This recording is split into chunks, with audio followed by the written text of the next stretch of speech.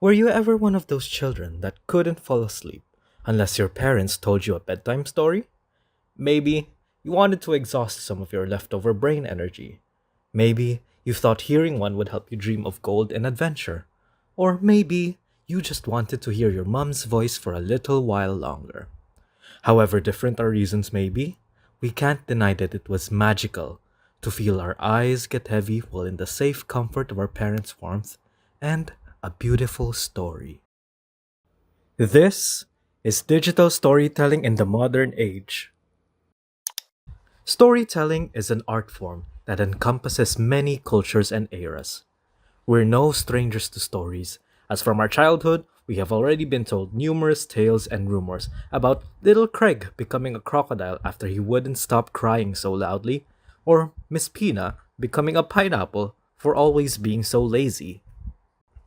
No matter how far fetched or outlandish they seem now, when these rumors escaped our lips back then to tell to our friends and family, we already became storytellers, spreading messages and information far and wide, one whisper at a time.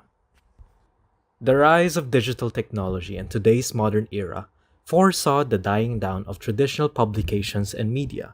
The hard spine bound pictures of Snow White and her dwarves simply don't have what it takes to grab the attention of a child with an iPad now. However, is that necessarily a bad thing? According to Joe Lambert, founder of Story Center and a key pioneer of digital storytelling in the modern age, storytelling isn't dead. It has simply taken on a new form. His findings and experiences suggest that storytelling has adapted to and evolved with its digital environment. The advent of technology changed the landscape of storytelling through its mediums. Back then, we had to rely on word of mouth, paperback, and live acted depictions to enjoy all the news stories people had to offer. But the modern age has brought about technology such as computers, cell phone cameras, and the internet to capture and spread stories far and wide, all over the world, at the speed you would take to blink. Lambert emphasized that the essence of storytelling remains the same, just that the technology we have available today allows us to convey it more readily. This theory makes use of seven main elements, illustrated by Bernard Ross Robin into the diagram shown here.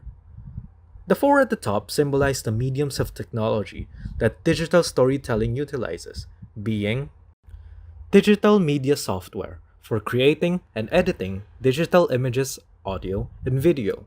These include the likes of many Adobe products such as Lightroom, Audition, Photoshop, and After Effects. Computers with multimedia capability and large storage capacity for easier storing of information and text. These ensure you have a safe space for your stories. Image capture devices, including digital cameras, scanners, and camcorders, as every picture has a story behind its lighting, composition, mood, and color.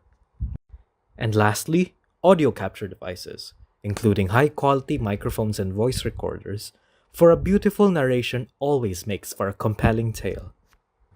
On the other hand, the three below show the aspects and skills that digital storytelling enhances.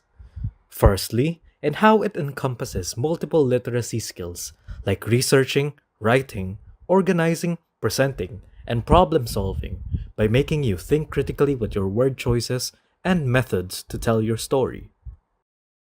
Secondly, in how a good story engages students and teachers through personally meaningful and thought provoking writing. And thirdly, in how it promotes 21st century skills, including cultural, information, visual, and media literacy, by exposing you to stories from people from different walks all over the world. And while everyone can be a proponent of storytelling, it's not misleading to say that we in the creative industry are the ones who would benefit from this theory the most. Us artists, writers, independent animators, journalists, our passions and livelihoods are centered on the creation and telling of the stories we want people to perceive. For this reason, it's imperative for us to keep up with what the people want. And for us, as we want to be animators, This theory provides us with a framework on how we can best create and promote our works among society. Many innovations in animation were brought about by the boom of new technologies, such as stop motion animation, which utilized traditional materials with digital camera work and post processing, 3D animation, which is entirely rigged and manipulated on a computer, and rotoscope animation, which relies heavily on any image capture device reading a real person's movements. Furthermore, the theory places importance on the convenience of gadgets and the internet, citing that it allows us in the creative field to tell and share our stories at a much quicker pace. Instead of bringing a book everywhere you go or waiting for the next dramatization at your local theater, you can now just take out your cell phone to boot up an ebook or streaming service anywhere and at any time. That being said, digital media cannot reproduce the feeling of traditional media. According to a 2022 paper by Espiritu, people who feel more inclined towards traditional art find a sense of nostalgia, permanence, and comfort in it that they otherwise cannot find in digital art, and this extends to storytelling.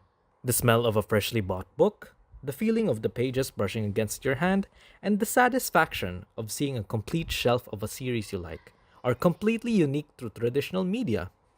While digital storytelling has brought about convenience at the touch of our fingertips, traditional storytelling brought about a love for stories and the emotions they evoke in general. These respective merits make storytelling a timeless art form that thrives in every space all throughout the world. So, the next time you want to tell a story, maybe consider having both a digital and traditional iteration.